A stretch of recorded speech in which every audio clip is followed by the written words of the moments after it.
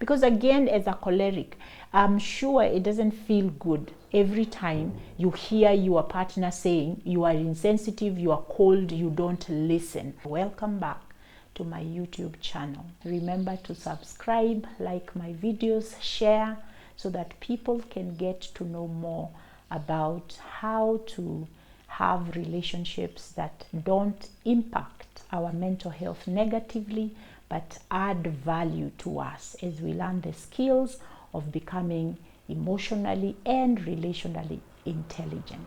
So we've been talking about the powerful choleric, the person who loves to lead, the person who loves to solve problems, the person who loves to guide, direct, and talk to people, and even sometimes to really change the lives of others. So the question is asked, why is it that my partner is not sensitive to my emotions? My partner seems cold. They don't seem to really embrace my emotional part. They tend to tell me I'm too sensitive. They tend to tell me I'm too emotional. Why do they do that? Chances are, if your partner says those things to you, they have the choleric temperament. It is not that your partner does not care about how you feel and how you experience your life together emotionally. It is because the choleric is wired to think more about issue. They are very pragmatic, and if there is an issue, they want to focus on solutions. So they are very swift to find a solution. So when you are talking to your choleric partner, I always say, learn how to ask for what you need. Your partner is going to be goal directed. So before you start asking or talking, you need to tell them what your goal is. What is your need? I have in the past talked about being able to articulate what you need. So I need you to listen to me.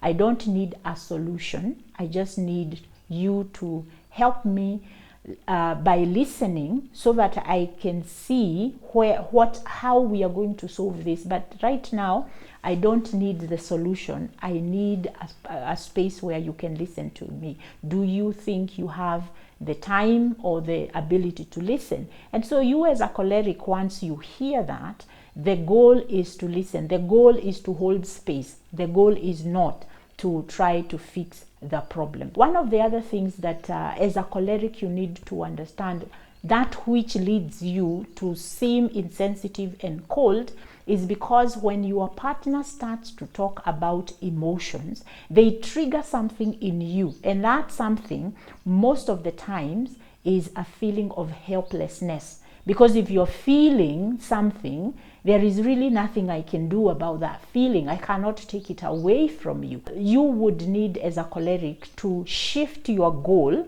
Is not to fix the feelings, but your goal is to listen. Your goal is to pay attention, to be curious, and to be interested in how your partner is experiencing that particular situation. Again, cholerics, they try to listen, but they ask questions. They ask goal-directed questions that seem like you are condescending. They seem like you are not interested in what your partner is saying. You will find yourself interrupting a lot, because again, you are keen to figure out what is it that we are trying to resolve here. So sometimes it is not about solving.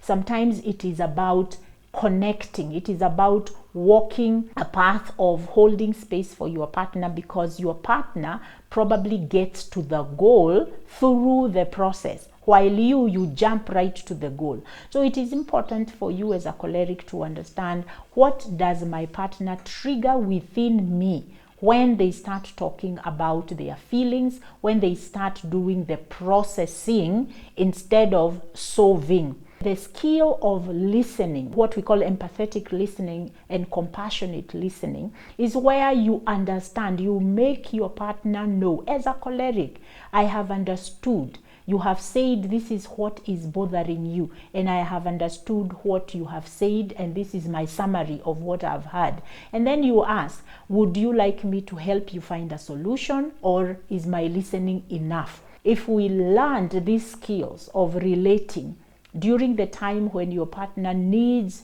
your support and your help, we can go a very long way to help our relationship become mutually satisfying. Because again, as a choleric, I'm sure it doesn't feel good every time you hear your partner saying you are insensitive, you are cold, you don't listen. The goal when you are talking as a choleric, when you are talking to your partner, your goal should be to listen, to see them, and to understand where they are coming from.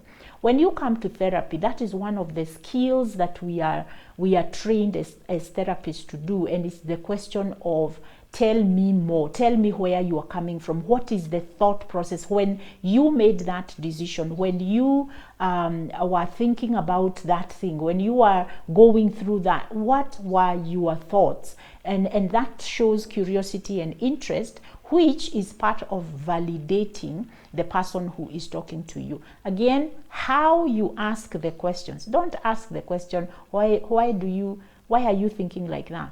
Why did you do that? Don't use the word why. The word why tends to put somebody on defense. But ask questions like, I wonder what you were thinking when you chose to do that. I wonder what was going through your mind. If you do that as a choleric, you are still living within your temperament, because usually the choleric is also quite investigative.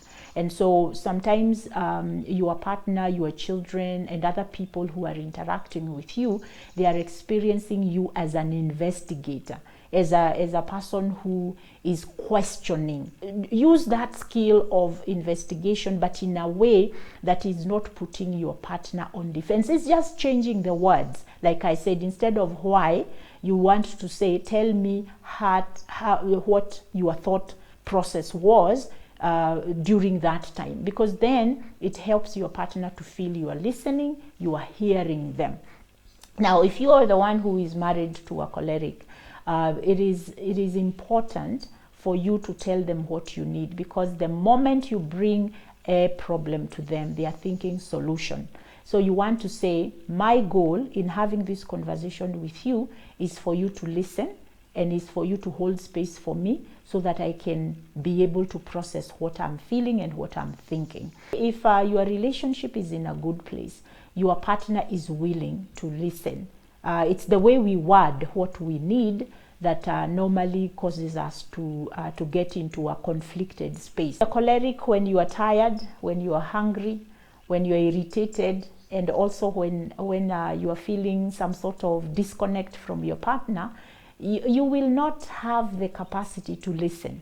So also learn how to ask for what you want. So instead of whether it is stonewalling, being contemptuous, or judgy, or dismissing your partner, because that's the way your partner will experience you, allow them to know where you are. You can say, hey, right now my mind is not in a space I can hold space for you, and I know you need to talk.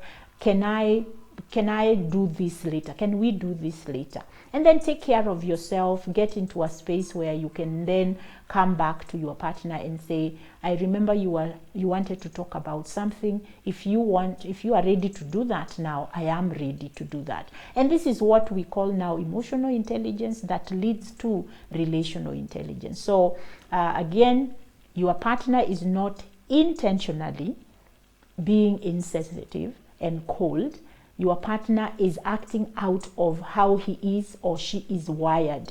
That emotional talks, they tend to trigger them to feel helpless. And so know that as a choleric, so that you can create the intention to listen to your partner, the intention to express to them that you can't listen right now because of one thing or another, but then make time to make sure that you listen to them, you understand them, and you express interest and curiosity about how they are thinking. Most of the times we are having difficulties in our relationships because we are not doing that extra of, let me hear more. Where are you coming from? The moment my partner says something, I am triggered, I enter into my default, and then after that, we cannot agree, we cannot understand each other, and we are unable to resolve things. So I hope this has been helpful. Please reach out to me. The best way to find me is my website, www.gracekariuki.co.ke, and I will be very glad to support you and your relationships. Until next time, continue to live by design.